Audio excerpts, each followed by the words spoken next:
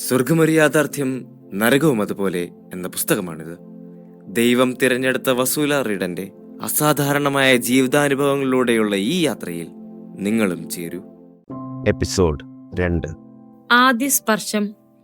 ആഫ്രിക്കയിൽ ഉണ്ടായ അനുഭവങ്ങളുടെ വെളിച്ചത്തിൽ മറ്റൊരു രാജ്യത്ത് ഒരു പുതിയ ദൗത്യം എൻ്റെ ഭർത്താവിന് ലഭിച്ചപ്പോൾ ഞങ്ങൾ കൂടുതൽ സന്തുഷ്ടരായിരുന്നു. ഇത്തവണ ഞങ്ങൾ ഏഷ്യയിലേക്കാണ് അയക്കപ്പെട്ടത്. ബംഗ്ലാദേശ്, ദരിദ്രമെങ്കിലും മനോഹരമായ രാജ്യം. അവിടെ വെച്ചാണ് എൻ്റെ ജീവിതം കീഴ്മേൽ മറിയാനിരുന്നത്. ബംഗ്ലാദേശ് ലോകത്തിലെ ഏറ്റവും ക്ഷയിച്ചുപോയ രാജ്യങ്ങളിൽ ഒന്നാണ്. ഞങ്ങൾ തലസ്ഥാനമായ ഡാക്കയിലെത്തിയപ്പോൾ അവിടുത്തെ ആൾത്തിരക്കും തിരക്കേറിയ ട്രാഫിക്കുമെല്ലാം കൂടി എനിക്ക് അസഹ്യമായി തോന്നി.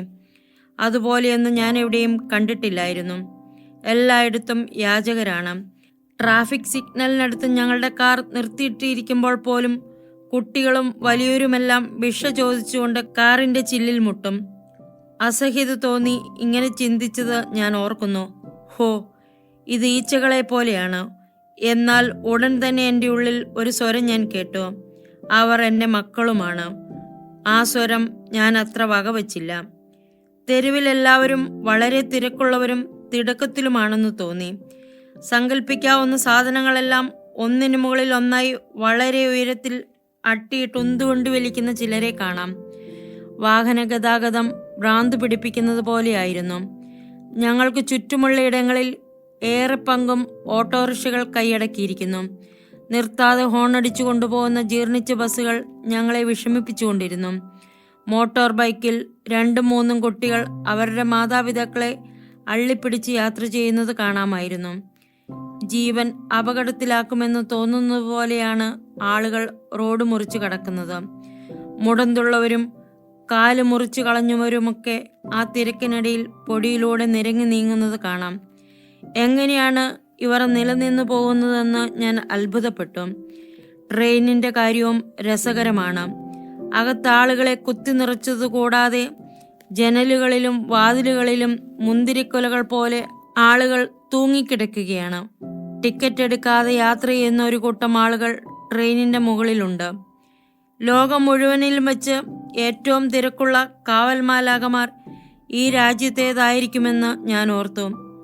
അവരുടെ സൂക്ഷത്തിന് ഏൽപ്പിക്കപ്പെട്ടവരുടെ ജീവൻ പോകാതെ നോക്കുന്നത് അത്ര ശ്രമകരമാണ്. ഇങ്ങനെയൊരു ദേശത്ത് വെച്ചാണ് ഞാൻ ആത്മീയ ലോകത്തിലേക്ക് വലിച്ചടിപ്പിക്കപ്പെട്ടത് എന്നത് വിരോധാഭാസമായി തോന്നുന്നു. ഡാക്കയിൽ ഞങ്ങൾ താമസമുറപ്പിച്ചു കഴിഞ്ഞപ്പോൾ എൻ്റെ ജീവിതം ആഫ്രിക്കയിലേതുപോലെ തന്നെയായിരുന്നു. കൂടെയുള്ള അതിഥി സൽക്കാരങ്ങൾ, ബ്രിഡ്ജ് കളി, ടെന്നീസ് ടൂർണമെൻറ്റുകൾ എന്നിങ്ങനെ. ഉച്ചകഴിഞ്ഞൊന്നെങ്കിൽ ഞാൻ ടെന്നീസ് കളിക്കും, അല്ലെങ്കിൽ ഫാഷൻ ഷോ നടത്തുന്ന സുഹൃത്തുക്കൾക്ക് വേണ്ടി മോഡലാകും. പ്രഭാതങ്ങൾ ഞാൻ പെയിൻറ്റിങ്ങിനാണ് ഉപയോഗിച്ചിരുന്നത്. ഒരു എക്സിബിഷൻ നടത്താൻ ഞാൻ നിശ്ചയിച്ചിരുന്നതിനാൽ അതിനുവേണ്ടിയുള്ള പണികൾ ആരംഭിച്ചിരുന്നു. 1985 നവംബർ 28 എന്താണ് എന്നെ കാത്തിരുന്നത് എന്നറിയാതെ സാധാരണ ഒരു ദിവസം പോലെ ആരംഭിച്ചു. അന്ന് വൈകുന്നേരം ഞങ്ങളുടെ സുഹൃത്തുക്കളുടെ ഒരു പാർട്ടിയുണ്ട്. അതിനാവശ്യമായി സാധനങ്ങളുടെ ലിസ്റ്റുണ്ടാക്കുവാനായി ഞാൻ മുകളിൽ വിശ്രമ മുറിയിലേക്ക് പോയി. പെൻസിലും പേപ്പറും എടുത്ത് എഴുതുവാൻ തുടങ്ങിയപ്പോൾ ഒരു സാന്നിധ്യം എനിക്ക് അനുഭവപ്പെട്ടു. എന്നെ വീക്ഷിക്കുന്ന ഒരു സാന്നിധ്യം. ഞാൻ നേരത്തെ കാണാറുള്ള പരേതാത്മാക്കളുടെ പോലെ ആയിരുന്നില്ല അത്. എനിക്കിതിനു മുമ്പുണ്ടായിട്ടുള്ള ഏതൊരു അനുഭവത്തിൽ നിന്നും തികച്ചും വ്യത്യസ്തമായിരുന്നു ഇത്. അവിശ്വസനീയമായ ഒരു ആനന്ദം കൊണ്ട് എൻ്റെ അന്തരാത്മാവ് നിറഞ്ഞു. പൊടുന്നനെ എൻ്റെ വലത് കൈത്തണ്ടയിൽ ആരോ സ്പർശിക്കുന്നത് പോലെ. അദൃശ്യമായ ഒരു സാന്നിധ്യം എൻ്റെ കൈത്തണ്ടയിൽ കൊളുത്തിപ്പിടിക്കുന്നത് പോലെ, കൈത്തണ്ടയിലും കൈപ്പത്തിയിലും തരിക്കുന്നത് പോലെ ഒരനുഭവം. ഒരു ചെറിയ വൈദ്യുതി പ്രവഹിക്കുന്നത് പോലെ. എന്താണ് സംഭവിക്കുന്നത് എന്ന് ആലോചിച്ചു നിൽക്കുവാൻ എനിക്ക് സമയം കിട്ടിയില്ല. അപ്പോൾ തന്നെ വളരെ മൃദുവും എന്നാൽ നിയതവുമായൊരു ശക്തി എൻ്റെ കൈ പിടിച്ച് പേപ്പറിന് മുകളിൽ എഴുതുവാൻ പാകത്തിന് വെച്ചു കഴിഞ്ഞിരുന്നു. ഞാൻ ആകെ സംഭ്രമിക്കുകയും ചിന്താക്കുഴപ്പത്തിലാകുകയും ചെയ്തു. ഞാൻ എന്നോട് തന്നെ ചോദിച്ചു, എന്തായത്? ആ വൈദ്യുതി പ്രവാഹം കുറച്ചുകൂടെ ശക്തമായി.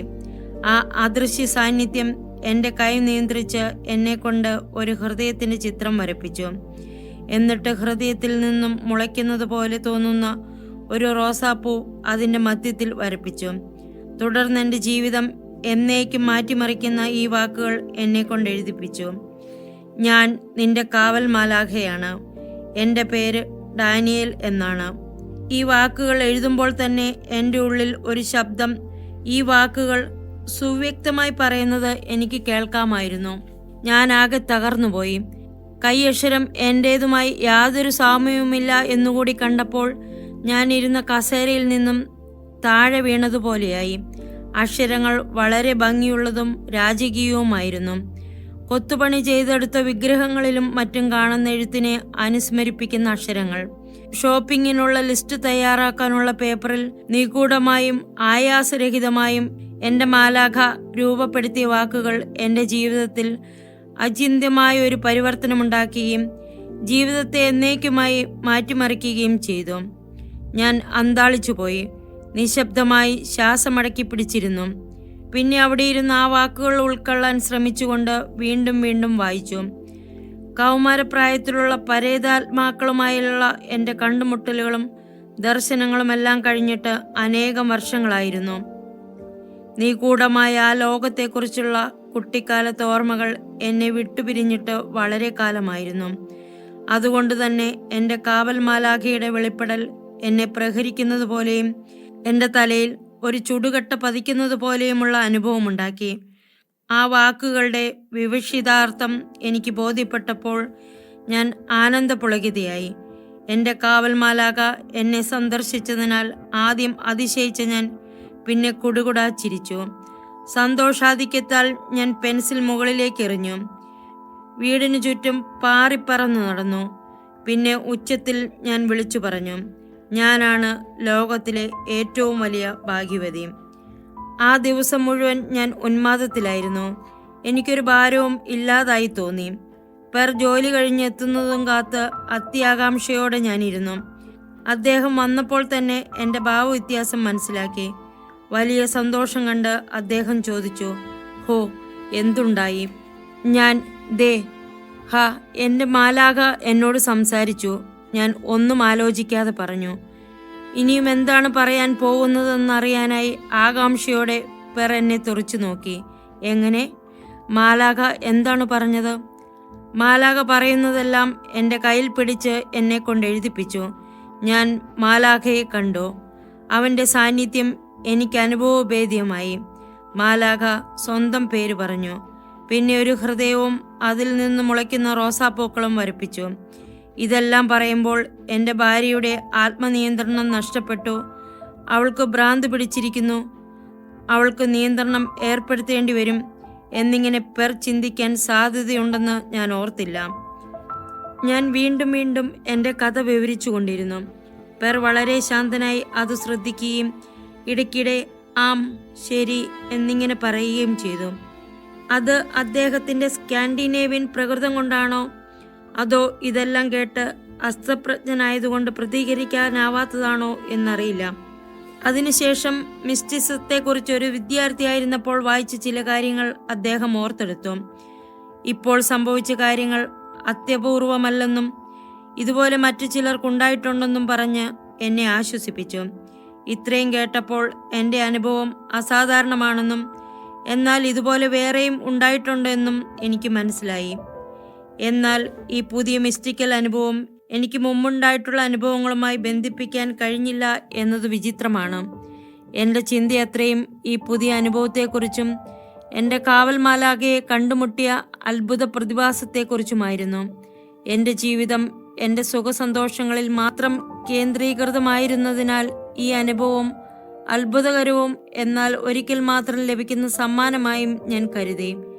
ഈ മാലാഖ ഒരിക്കൽ കൂടി വരുമെന്ന് ഞാൻ കരുതിയില്ല. എന്നാൽ തൊട്ടടുത്ത ദിവസം തന്നെ മാലാഖ തിരിച്ചു വന്നു.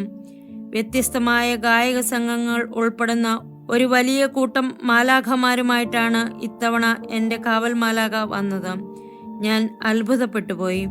സ്വർഗത്തിൻ്റെ കവാടം മലർക്കെ തുറന്നിരിക്കുന്നത് പോലെ എനിക്ക് തോന്നി. മാലാഖമാരുടെ ചലനത്തിൻ്റെ വലിയൊരു അരവം മുകളിൽ നിന്ന് വന്ന് എനിക്ക് ചുറ്റും വ്യാപിക്കുന്നത് എനിക്ക് മനസ്സിലാകുന്നുണ്ടായിരുന്നു. ആശ്ചര്യകരമായ കാര്യങ്ങൾ സംഭവിക്കുന്നതിന് മുമ്പേയുള്ള പ്രത്യേകമായ അന്തരീക്ഷം തിരിച്ചറിഞ്ഞതിൻ്റെ ആവേശവും ആഹ്ലാദവും അവരിൽ കാണാമായിരുന്നു. അവരുടെ ആഹ്ലാദത്തിമിർപ്പ് കണ്ടപ്പോൾ എനിക്ക് തോന്നിയത് അവർ സ്വർഗത്തിൽ നടക്കുന്ന ഒരാഘോഷത്തിൽ പങ്കെടുക്കുകയാണ് എന്നാണ്. ഏകസ്വരത്തിൽ അവർ ഒന്നു ചേർന്ന് ഇങ്ങനെ പാടി: സന്തോഷകരമായ ഒരു സംഭവം ഇതാ വരുന്നു. ആ സംഭവം എന്തായിരുന്നാലും ഞാനും എങ്ങനെയോ അതിൽ നേരിട്ടുൾപ്പെടുമെന്ന് എനിക്കറിയാമായിരുന്നു. ആ സംഭവം എന്താണെന്ന് ഊഹിക്കുവാൻ ഞാൻ പരമാവധി ശ്രമിച്ചു, പക്ഷേ സാധിച്ചില്ല. ഓരോ പ്രാവശ്യം സ്വർഗം തുറക്കപ്പെടുമ്പോഴും ഈ ഈരടികൾ തന്നെ മാലാഖമാർ പാടിക്കൊണ്ടിരുന്നു. ഈരടികൾക്കിടയിൽ മിനിറ്റുകളുടെ നിശബ്ദത മാത്രം. ദിവസം മുഴുവനും ഇത് തുടർന്നുകൊണ്ടിരുന്നു. തുടർന്ന് എൻ്റെ കാവൽ മാലാഖ വീണ്ടും പ്രത്യക്ഷപ്പെട്ടു. ദൈവത്തെക്കുറിച്ചുള്ള ഈ വാക്കുകൾ ആദ്യമായി എന്നോട് പറഞ്ഞു: ദൈവം നിന്റെ സമീപത്തുണ്ട്, ദൈവം നിന്നെ സ്നേഹിക്കുന്നു. ഞാൻ മറുപടി പറഞ്ഞില്ല. മാലാഖ കൂടുതലൊന്നും പറഞ്ഞതുമില്ല. മാലാഖമാർ ദൈവത്തെക്കുറിച്ച് പറയുക സ്വാഭാവികമാണല്ലോ. എന്തെന്നാൽ അവർ ദൈവത്തിൻ്റെ കൂടെയാണല്ലോ ജീവിക്കുന്നത് എന്ന് ഞാൻ മനസ്സിൽ വിചാരിച്ചു. എൻ്റെ സ്വന്തം കുടുംബാംഗങ്ങളോടല്ലാതെ പുറത്ത് മറ്റാരോടും എൻ്റെ അതിശയകരമായ അനുഭവങ്ങൾ പങ്കുവയ്ക്കുവാൻ എനിക്ക് യാതൊരു താല്പര്യവും ഉണ്ടായിരുന്നില്ല. കാരണം എന്നെ ഒരു സാധാരണ വ്യക്തിയായി കണ്ടിരുന്ന എൻ്റെ സുഹൃത്തുക്കളുടെ മുമ്പിൽ പരിഹാസിയായി തീരാൻ ഞാൻ തയ്യാറായിരുന്നില്ല. അതുകൊണ്ട് ഇപ്പോഴത്തെ ഈ അസാധാരണ അനുഭവങ്ങളും പഴയ ആ മിസ്റ്റിക്കൽ അനുഭവങ്ങൾ പോലെ തന്നെ എനിക്കും ആ മറ്റേ ലോകത്തിനും മധ്യേ ഒരു രഹസ്യമായി നിലനിൽക്കും. അടുത്ത ദിവസം എൻ്റെ മാലാഖ വീണ്ടും വന്നു. എന്നാൽ ഇത്തവണ മാലാഖയുടെ സമീപനം വളരെ വ്യത്യസ്തമായിരുന്നു. മാലാഖ വളരെ ഗൗരവത്തിലായിരുന്നു. ദൈവത്തിൻ്റെ വചനം വായിക്കാൻ വളരെ ഗാംഭീര്യമുള്ള ശബ്ദത്തിൽ എന്നോട് ആവശ്യപ്പെട്ടു. മാലാഖ പറഞ്ഞത് എനിക്ക് മനസ്സിലായില്ലെന്ന് ഞാൻ ഭാവിച്ചു. മാലാഖയോട് അതിൻ്റെ അർത്ഥം എന്താണെന്ന് ഞാൻ ചോദിച്ചു. എനിക്ക് മനസ്സിലായിട്ടുണ്ടെന്ന് ശരിക്കും അറിഞ്ഞുകൊണ്ട് സ്വരം കടുപ്പിച്ചുകൊണ്ട് മാലാഖ എന്നോട് പറഞ്ഞു: വചനം എന്നതുകൊണ്ട് ബൈബിൾ എന്നാണ് ഉദ്ദേശിച്ചത്. സംസാരത്തിൻ്റെ ദിശ എനിക്കിഷ്ടപ്പെടാതെ വന്നതുകൊണ്ട് സത്യസന്ധമായി ഞാൻ അവനോട് എനിക്ക് ബൈബിളില്ല എന്ന് പറഞ്ഞു. നിനക്ക് ബൈബിളില്ല എന്നറിയാമെന്നും ഒരു ബൈബിൾ സംഘടിപ്പിക്കണമെന്നും അവൻ നിഷ്കർഷിച്ചു. അവനോട് തർക്കിച്ചുകൊണ്ട് ഇതൊരു മുസ്ലിം രാജ്യമാണെന്നും ഇവിടെ ബൈബിൾ ലഭിക്കുക അസാധ്യമാണെന്നും ഇവിടെയുള്ള പുസ്തകശാലകളിൽ ബൈബിൾ വിൽക്കപ്പെടുന്നില്ലെന്നും ഞാൻ പറഞ്ഞു.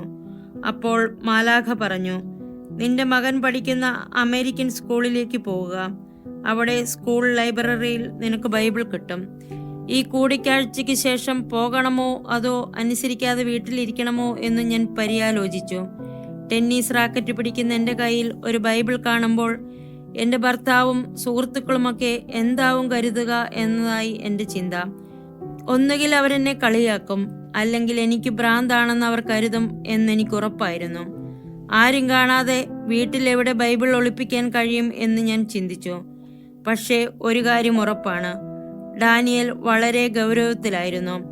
ഈ ലോകത്ത് വെച്ച് എനിക്ക് ഏറ്റവും താല്പര്യമില്ലാത്ത പ്രവൃത്തിയാണ് ബൈബിൾ വായനയെങ്കിലും ഡാനിയേലിനെ അനുസരിക്കുകയാണ് നല്ലതെന്ന് ഞാൻ കണക്കൂട്ടി. തന്നെയുമല്ല, ഒരു മാലാഖ എന്നാൽ സംശയലേശം എന്നെ അതിശക്തനുമാണ്. അതുകൊണ്ട് ഞാൻ അമേരിക്കൻ സ്കൂളിലേക്ക് പുറപ്പെട്ടു. അവിടുത്തെ ജീവനക്കാർക്കെല്ലാം എന്നെ അറിയാം. അവിടെ ലൈബ്രറിയിൽ ധാരാളം ബൈബിളുകൾ ഞാൻ കണ്ടു. അനുവാദത്തോടെ ഒരു ബൈബിൾ എടുത്തു. വീട്ടിലെത്തി ഡാനിയേൽ ആജ്ഞാപിച്ചതനുസരിച്ച് അനുസരണയോടെ ബൈബിൾ തുറന്നു. സങ്കീർത്തനങ്ങളാണ് കിട്ടിയത്. ഞാൻ ചില സങ്കീർത്തനങ്ങൾ വായിച്ചു. പക്ഷേ ആശ്ചര്യമെന്ന് പറയട്ടെ, വാക്കുകൾ എനിക്ക് തീരെ അഗ്രാഹ്യമായിരുന്നു. എനിക്കറിയാത്ത ഏതോ ഭാഷയിൽ എഴുതപ്പെട്ടതുപോലെ. എനിക്ക് പിടികിട്ടുന്നുണ്ട് എന്ന് സ്വയം വിശ്വസിപ്പിക്കാൻ ശ്രമിച്ചെങ്കിലും ഒരു വാക്കുപോലും മനസ്സിലായിരുന്നില്ല എന്നതാണ് യാഥാർത്ഥ്യം. അതേറെ വേദനാജനകമായ അനുഭവമായിരുന്നു. എൻ്റെ മാലാഖ വിശദീകരിച്ചു തന്നത് ഇങ്ങനെയാണ്: എൻ്റെ ജീവിതകാലം മുഴുവൻ ദൈവം എനിക്ക് ധാരാളം കൃപകൾ നൽകി. എന്നാൽ അത് മനസ്സിലാക്കി ദൈവത്തിന് നന്ദി പറയാൻ ഞാൻ പൂർണ്ണമായി പരാജയപ്പെട്ടു. അതുകൊണ്ട് ദൈവവചനം കാണാനോ മനസ്സിലാക്കാനോ സാധിക്കാത്ത വിധം അന്ധകാരത്തിലായിപ്പോയി എൻ്റെ ജീവിതം. ആ നിമിഷം അസാധാരണമായൊരു പ്രകാശം എൻ്റെ ആത്മാവിൽ പ്രവേശിക്കുന്നത് ഞാൻ അറിഞ്ഞു. ആ പ്രകാശം എൻ്റെ ആത്മാവിൻ്റെ അന്ധകാരത്തിൽ പ്രകാശിക്കാൻ തുടങ്ങിയപ്പോൾ ഞാനാകെ ഞെട്ടിവിറച്ചു. എന്തെന്നാൽ ക്ഷണത്തിൽ എൻ്റെ അന്തരംഗം ദൈവത്തിൻ്റെയും അവൻ്റെ മാലാഖമാരുടെയും മുമ്പിൽ അനാവൃതമായി. എൻ്റെ ആത്മാവിൻ്റെ അവസ്ഥയെക്കുറിച്ചുള്ള ഒരു ഉൾക്കാഴ്ച എനിക്ക് നൽകപ്പെട്ടു. അതെന്നെ തകർത്തു കളയുന്നത് പോലെയായിരുന്നു. മുമ്പൊരിക്കലും ഉണ്ടാകാത്ത വിധത്തിൽ ഒരു ആത്മീയ ദാരിദ്ര്യം എനിക്ക് അനുഭവപ്പെട്ടു. അഭൗമികമായ ഒരു അഗ്നിജാല എൻ്റെ വസ്ത്രങ്ങളെല്ലാം ഉരിഞ്ഞു മാറ്റിയതുപോലെയായിരുന്നു അത്. നിങ്ങൾക്കത് സംഭവിക്കുന്നതുവരെ ദൈവത്തെ അഭിമുഖീകരിക്കേണ്ടി വരുമ്പോൾ എന്താണ് സംഭവിക്കുക എന്ന് സങ്കല്പിക്കാൻ പോലും സാധിക്കുകയില്ല. ഡാനിയേലിനോടൊപ്പം ഞാൻ നടന്ന മനോഹാരിതയുള്ളതും പ്രശാന്തവുമായ വഴികൾ പൊടുന്നനെ ഇല്ലാതായി. പകരം കഠിനമായ എന്നെ ദഹിപ്പിക്കുന്ന സ്വർഗീയാഗ്നി മാത്രം. അതെന്നെ ആത്മാവിൻ്റെ അന്ധകാരമയമായ ഗർത്തങ്ങളുടെ ആഴത്തിലേക്ക് ചുഴറ്റിയെറിഞ്ഞു. ആ അവസ്ഥയിൽ എൻ്റെ ബോധതലത്തിൽ അതുവരെ ചെയ്ത എല്ലാ തിന്മകളെക്കുറിച്ചുമുള്ള പൂർണ്ണ ബോധ്യമുണ്ടായിരുന്നു. ആ ബോധ്യം എന്നെ സംബന്ധിച്ച് ഒരു വലിയ ദുരിതമായിരുന്നു. എനിക്ക് സംഭവിച്ചുകൊണ്ടിരുന്നവ എൻ്റെ ഗ്രഹണശേഷിക്കും വളരെ അപ്പുറത്തായിരുന്നു. എൻ്റെ മാലാഖ എൻ്റെ പാവാവസ്ഥയെക്കുറിച്ചും വീഴ്ചകളെക്കുറിച്ചുമുള്ള ബോധ്യം തന്നപ്പോൾ വേദനാജനകമായ അനുതാപവും ധാർമ്മിക രോഷവും എൻ്റെ ഉള്ളിൽ നിറഞ്ഞു കവിഞ്ഞു. പശ്ചാത്താപവും ദുഃഖവും വേദനയും കൊണ്ട് ഞാൻ നടുങ്ങുകയും ഏങ്ങലടിച്ച് കരയുകയും ചെയ്തു. ചുരുക്കത്തിൽ ദൈവത്തിൻ്റെ പരിശുദ്ധിക്കെതിരായി ഞാൻ ചെയ്തതൊക്കെയും ഞാൻ കണ്ടു. അതേസമയം ഈ പാപങ്ങളുടെ പേരിൽ ഞാൻ എന്നെ തന്നെ കുറ്റപ്പെടുത്തുകയും വെറുക്കുകയും ചെയ്തു. എൻ്റെ ആത്മാവിൻ്റെയും മനസ്സിൻ്റെയും ശരീരത്തിൻ്റെയും ഓരോ തന്തുവിലും ഞാൻ അതികഠിനമായ വേദന അനുഭവിച്ചു. ഞാൻ എൻ്റെ സഹനങ്ങളുടെ ആഴത്തിലേക്ക് പതിക്കുന്നതായും സ്വർഗീയ അഗ്നിനാളങ്ങൾ ആളിപ്പടർന്ന് എല്ലാ വശങ്ങളിൽ നിന്നും എന്നെ വലയം ചെയ്യുന്നതായും എൻ്റെ എല്ലാ ആസക്തികളെയും വേരോടെ ദഹിപ്പിക്കുന്നതായും എൻ്റെ ആത്മാവിൽ ദൈവത്തിൻ്റെ പ്രവേശനത്തെ തടസ്സപ്പെടുത്തുന്ന എല്ലാറ്റിനെയും ചാമ്പലാക്കുന്നതായും എനിക്ക് കാണപ്പെട്ടു. ദൈവത്തിൻ്റെ അനുഗ്രഹങ്ങൾ തിരസ്കരിച്ചതും ദൈവിക ദാനങ്ങൾ ദുരുപയോഗിച്ചതുമാണ് ഞാൻ ചെയ്ത ഏറ്റവും വലിയ 2 അപരാധങ്ങൾ എന്ന് അർത്ഥശങ്കയ്ക്കിടയില്ലാത്ത വിധം ഡാനിയേൽ എനിക്ക് വ്യക്തമാക്കി തന്നു. എൻ്റെ ആത്മാവിൻ്റെ ഈ വെളിപാട് പരിഭ്രമിപ്പിക്കുന്ന മറ്റൊരനുഭവത്തിലേക്ക് എന്നെ നയിച്ചു. ഞാൻ പൂർണ്ണമായും നഗ്നയായി, ശരീരമാസകലം കുഷ്ഠം ബാധിച്ച് നാണക്കേടും അപമാനവുമേറ്റ് ഏകയായി ദൈവത്തിൻ്റെ മുമ്പിൽ നിൽക്കുന്നത് പോലെയുള്ള അനുഭവം. പാപം ചെയ്തതിനു ശേഷം ദൈവത്തിൻ്റെ പരിശുദ്ധമായ പ്രകാശത്തെ അഭിമുഖീകരിച്ച ആദത്തിനും ഹവ്വായ്ക്കും എങ്ങനെയാണ് അനുഭവപ്പെട്ടതെന്ന് എൻ്റെ മനസ്സിൽ തെളിഞ്ഞു വന്നു. എൻ്റെ ആത്മാവിൻ്റെ ദുരവസ്ഥ കണ്ടപ്പോൾ ഞാൻ ഇല്ലാതായി തീർന്നു. ദൈവത്തിൻ്റെ കണ്ണുകൾ കൊണ്ട് എൻ്റെ പാപങ്ങൾ മാലാഖ എനിക്ക് കാണിച്ചു തന്നു. നമ്മൾ കാണുന്നത് പോലെയല്ല ദൈവം കാണുന്നത്. എൻ്റെ പാപങ്ങളുടെ ചുമട് എന്നെ വല്ലാതെ ഭയപ്പെടുത്തുന്നതായി എനിക്ക് തോന്നി. ഞാൻ ചിന്തിച്ചു, ഞാൻ ശുദ്ധീകരിക്കപ്പെടുകയാണോ? ഞാൻ ശിക്ഷിക്കപ്പെടുകയാണോ? ഞാൻ ഇനിയും മറ്റൊരു വിചിത്രമായ അവസ്ഥയിലേക്ക് വലിച്ചിഴക്കപ്പെടുകയാണെന്ന് എനിക്ക് മനസ്സിലായി. ഇക്കാലം അത്രയും ഞാൻ അപായം നിറഞ്ഞ ചതുപ്പ് നിലങ്ങളിലും അന്ധകാരത്തിലുമാണ് സഞ്ചരിച്ചു കൊണ്ടിരുന്നതെന്ന് മാലാഖ എനിക്ക് വ്യക്തമാക്കി തന്നു. എൻ്റെ ആത്മാവ് അപകടത്തിൽപ്പെട്ടിരിക്കുകയാണെന്നും എന്നാൽ ഒരിക്കൽ പോലും ഞാൻ ദൈവത്തോട് പ്രാർത്ഥിക്കാനോ അവിടുത്തെ സ്തുതിക്കാനോ ചിന്തിച്ചിട്ട് പോലുമില്ലെന്നും മാലാഖ ആ കാലഘട്ടത്തിൽ എനിക്ക് കാണിച്ചു തന്നു. മുൻകൂട്ടി കാണാനോ സങ്കല്പിക്കാനോ പറ്റാത്ത ഈ വിശദീകരണം 3 ആഴ്ച കാലത്തേക്ക് തുടർന്നു. ഓരോ മണിക്കൂറും ഓരോ ദിവസവും ഒട്ടും സുഖകരമല്ലാത്ത എൻ്റെ ജീവിതത്തിൻ്റെ ഭാഗങ്ങൾ എനിക്ക് അഭിമുഖീകരിക്കേണ്ടി വന്നു. എനിക്ക് സത്യത്തെ അഭിമുഖീകരിക്കേണ്ടി വന്നു. ഞാൻ ശരിക്കുമായിരുന്ന രീതിയിൽ എന്നെ തന്നെ അഭിമുഖീകരിക്കേണ്ടി വന്നു. കാര്യങ്ങൾ കുറച്ചു മുമ്പ് കണ്ട പോലെ അത്ര സന്തോഷകരമല്ലെന്ന് സമ്മതിക്കേണ്ടി വന്നു. ഈ പ്രകൃത്യാതീതമായ അഗ്നിയുടെ പ്രവൃത്തി എൻ്റെ ശിലാതുല്യമായ ഹൃദയത്തെ ഉരുക്കി. അതേസമയം അതിൻ്റെ പുറന്തോടിനെ ഒരു ചുറ്റിക കൊണ്ട് അടിച്ചതുപോലെ ചിതറിച്ചു. കഴിഞ്ഞ കാലം തിരിച്ചു കൊണ്ടുവരാൻ എനിക്ക് സാധിക്കുകയില്ല. എന്നാൽ ഈ വെളിപാടിലൂടെയും ശുദ്ധീകരണത്തിലൂടെയും എൻ്റെ ഹൃദയത്തിൻ്റെ മറഞ്ഞുകിടന്ന ആഴങ്ങളിലേക്കും അതുപോലെ നമ്മുടെ പ്രകൃതത്തിൻ്റെ യാഥാർത്ഥ്യങ്ങളിലേക്കും കടന്നു ചെന്ന് കൂടുതൽ വ്യക്തമായി കാണുവാൻ സാധിച്ചു. ഇങ്ങനെ ആത്മാവിനെ കുറിച്ചുള്ള ബോധ്യത്തെയാണ് കർത്താവിൻ്റെ ദിനം എന്ന് വിളിക്കുന്നത്. ഒരാൾക്ക് പോലും ഒഴിഞ്ഞുമാറാൻ കഴിയാത്ത അനുഭവമാണിത്. എല്ലാവരും, സ്ത്രീയും പുരുഷനും, ദൈവത്തിൻ്റെ ആ ന്യായവിധിയിലൂടെ, ആ കൊച്ചു ന്യായാസനത്തിന് മുമ്പിലൂടെ കടന്നു പോകും.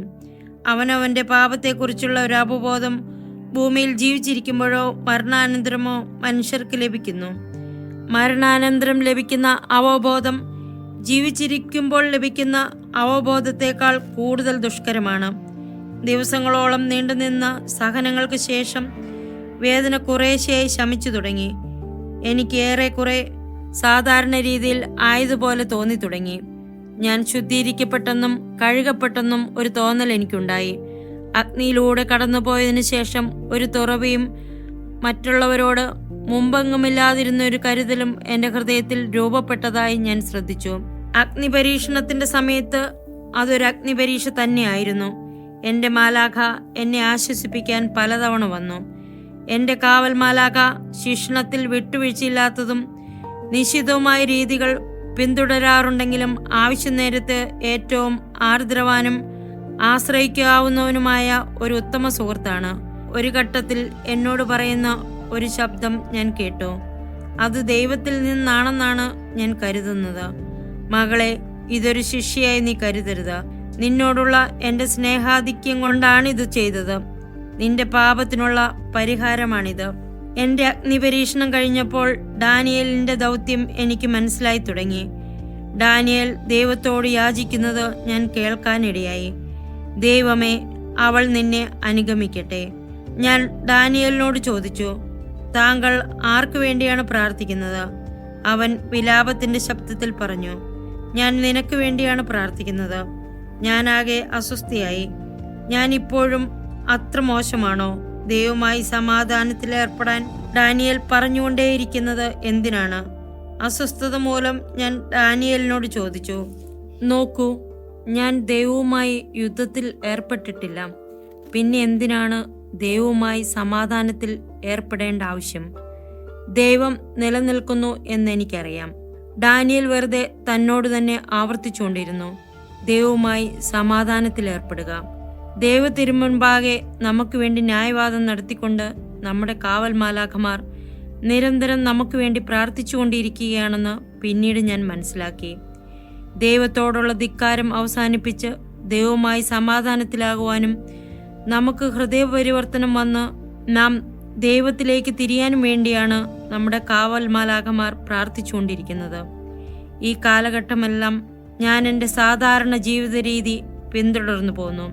പ്രദർശനത്തിനു വേണ്ടി ക്യാൻവാസ് പെയിന്റ് ചെയ്യുക, സുഹൃത്ത് സമ്മേളനങ്ങളിൽ പങ്കെടുക്കുക, ടെന്നീസ് കളിക്കുക തുടങ്ങിയവ. എന്നിരുന്നാലും എപ്പോഴെങ്കിലും എൻ്റെ മാലാഖ എന്നെ വിളിക്കുന്നതായി തോന്നിയാൽ എന്താണ് പറയാനുള്ളതെന്നറിയുവാൻ അപ്പോൾ തന്നെ ഞാൻ ഓടിച്ചെല്ലുമായിരുന്നു. എൻ്റെ മാലാഖയുമായുള്ള ബന്ധത്തെ ഞാൻ കൂടുതൽ ആശ്രയിക്കുവാനും മാലാഖയ്ക്ക് കൂടുതൽ സമയം കൊടുക്കുവാനും തുടങ്ങി. എന്നാൽ ദൈവം നേരിട്ട് വിളിക്കുക എന്ന കാര്യം അപ്പോഴെനിക്ക് ചിന്തിക്കുവാൻ സാധിക്കുമായിരുന്നില്ല. നമ്മുടെ ഈ ആധുനിക കാലഘട്ടത്തിൽ ദൈവം മനുഷ്യരോട്, അതും വെറും സാധാരണ മനുഷ്യരോട് സംസാരിച്ചതായി കേട്ടിട്ടില്ല.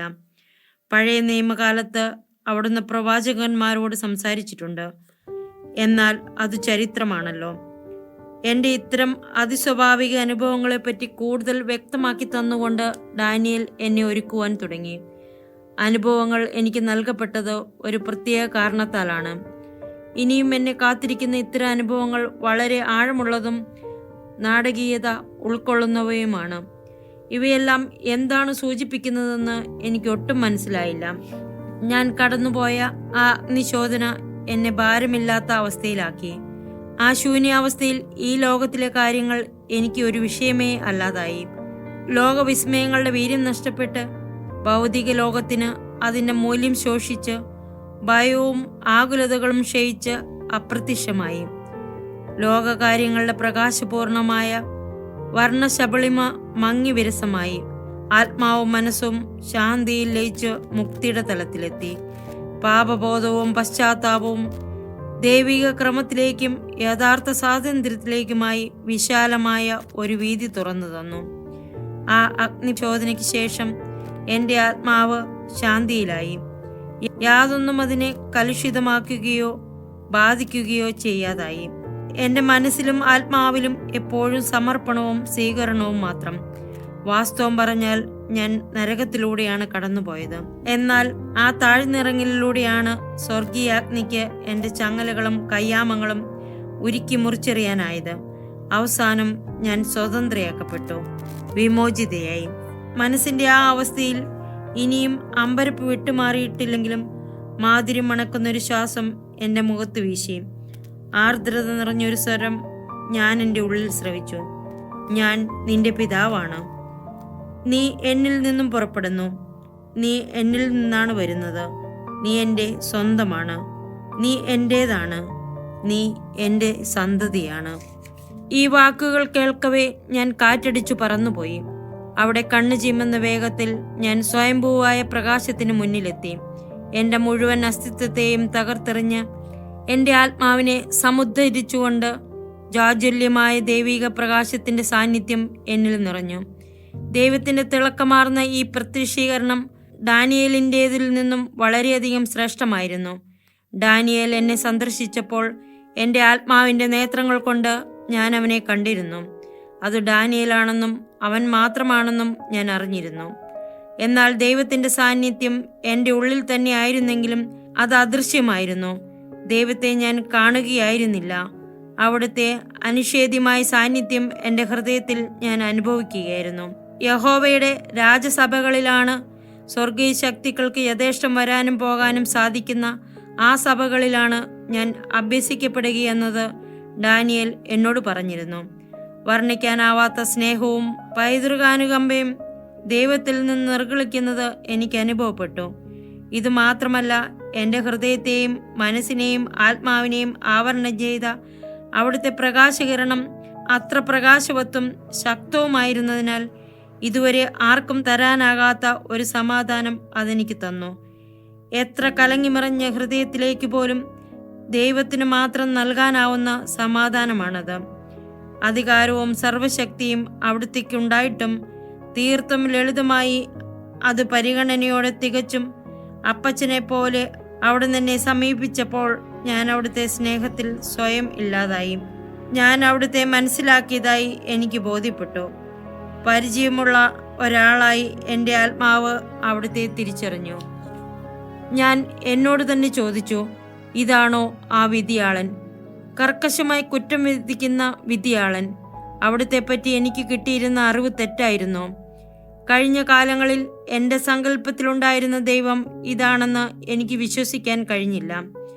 അപ്പോൾ ഞാൻ അത് ഓർമ്മിച്ചു.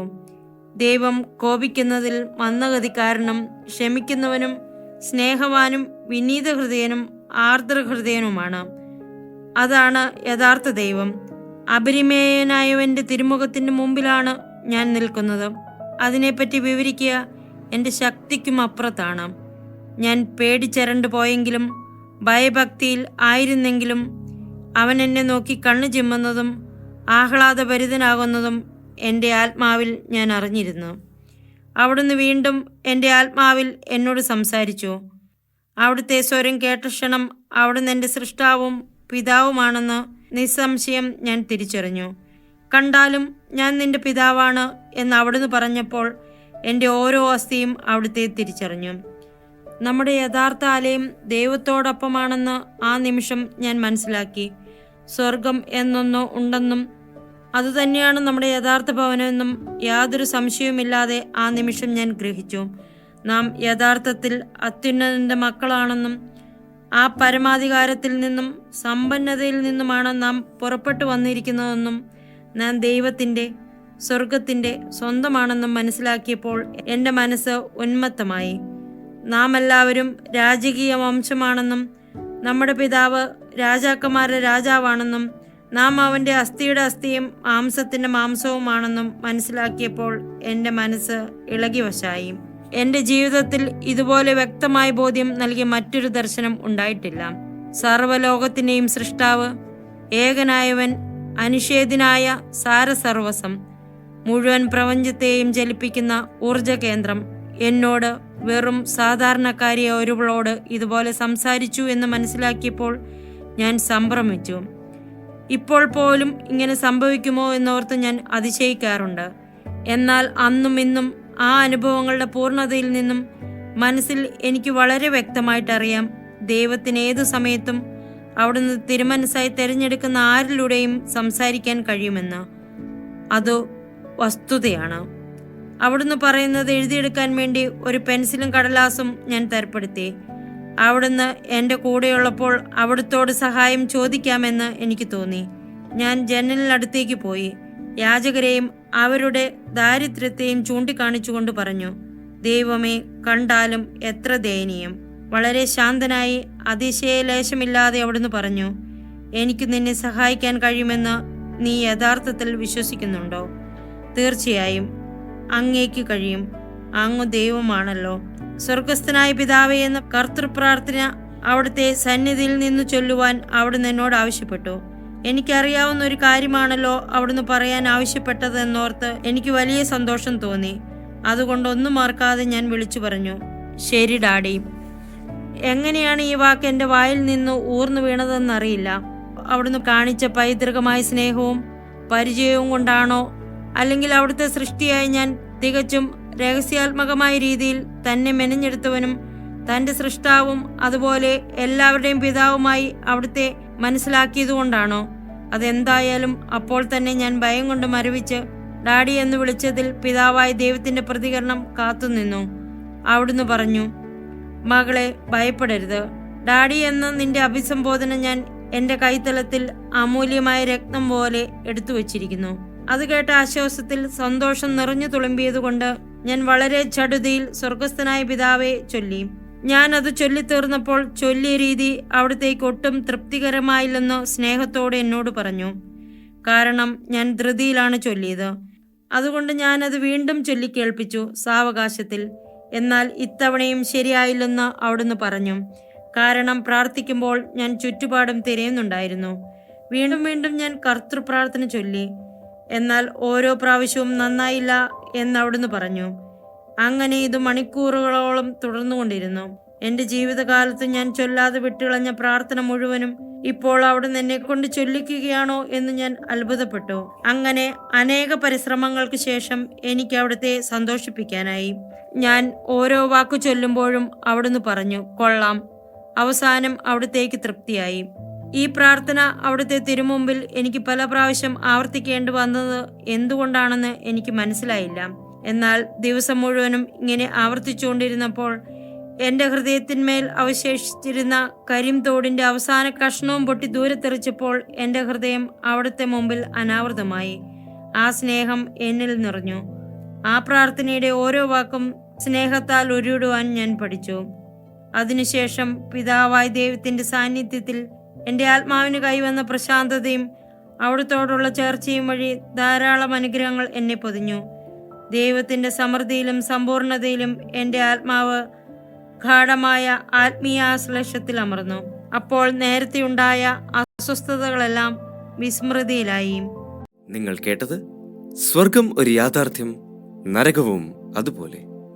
അടുത്ത എപ്പിസോഡിൽ വീണ്ടും കണ്ടുമുട്ടാം. നന്ദി. ദൈവം നമ്മെ അനുഗ്രഹിക്കട്ടെ.